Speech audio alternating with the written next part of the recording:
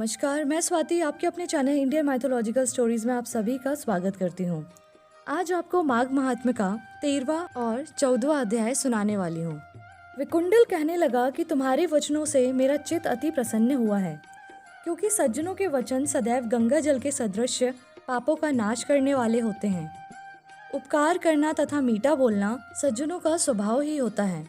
जैसे अमृत मंडल चंद्रमा को भी ठंडा कर देता है, अब कृपा करके यह बतलाइए कि किस प्रकार मेरे भाई का नरक से उद्धार हो सकता है।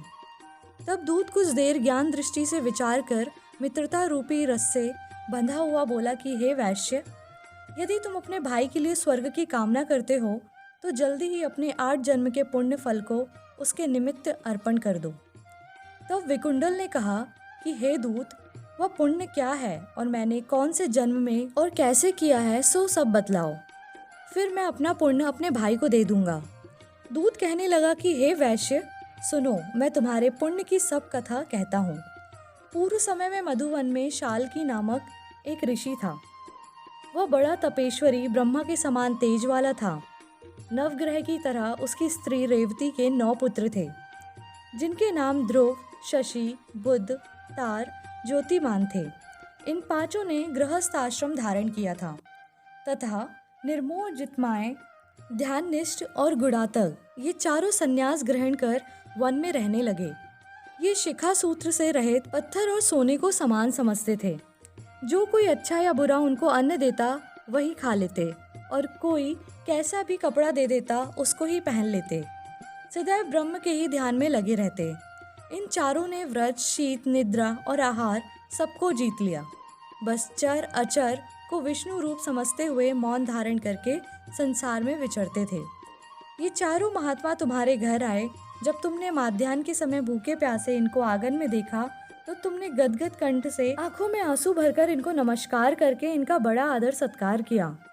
इनके चरणों को धोकर बड़े प्रेम से तुम इनसे कहने लगे कि आज मेरे अहोभाग्य हैं, आज मेरा जन्म सफल हुआ, मुझ पर भगवान प्रसन्न हुए, मैं सनाथ हुआ, मेरे माता पिता, पत्नी, पुत्र, गौ आदि सभी धन्य हैं, जो आज मैंने हरि के सदृश्य आपके दर्शन किए।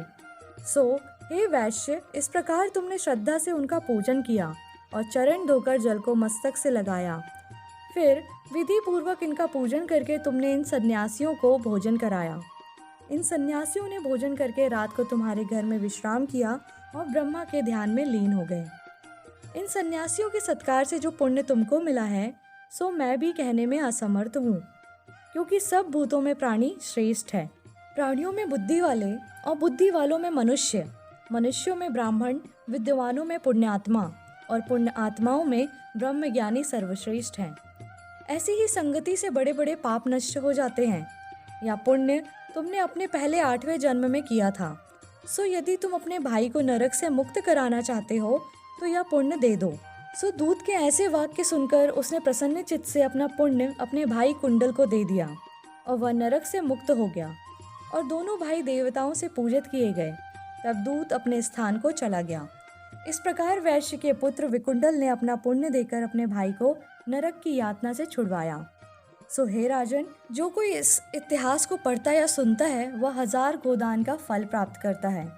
इसी से 13वां अध्याय समाप्त हुआ। 14वें अध्याय में कार्तवीर्य जी बोले कि हे विप्रश्रेष्ठ, किस प्रकार एक वैश्य माघ स्नान के पुण्य से पापों से मुक्त होकर दूसरे के साथ स्वर्ग को गया, सो मुझसे कहिए।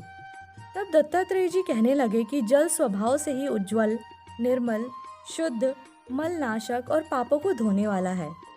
जल सब प्राणियों का पोषण करने वाला है, ऐसा वेदों ने कहा है।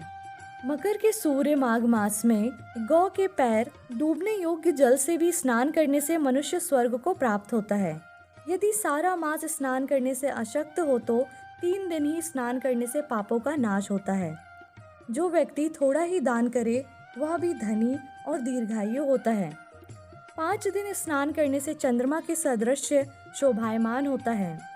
इसलिए अपना शुभ चाहने वालों को माघ से बाहर स्नान करना चाहिए। अब माघ में स्नान करने वालों के नियम कहता हूँ। अधिक भोजन का उपयोग नहीं करना चाहिए, भूमि पर सोना चाहिए, भगवान की त्रिकाल पूजा करनी चाहिए, ईंधन, वस्त्र, कंबल, जूता, कुमकुम, घृत, तेल, कपास, रुई, वस्त्र, तथा अन्न का दान करना चाहिए। दूसरे की अग्नि ना तपे, ब्राह्मणों को भोजन कराएं और उनको दक्षिणा दें तथा एकादशी के नियम से माघ स्नान का उद्यापन करें। भगवान से प्रार्थना करें कि हे देव, इस स्नान का मुझको यथोक्त फल दीजिए। मौन रहकर मंत्र का उच्चारण करें, फिर भगवान का स्मरण करें। जो मनुष्य श्री गंगा जी में माघ में स्नान करते हैं वे 4000 युग तक स्वर्ग से नहीं गिरते। जो कोई माघ मास में गंगा और यमुना का स्नान करता है वह प्रतिदिन 1000 कपिला गौ के दान का फल पाता है। इसी से 14वां अध्याय समाप्त होता है। बोलिए श्री हरि विष्णु भगवान की जय।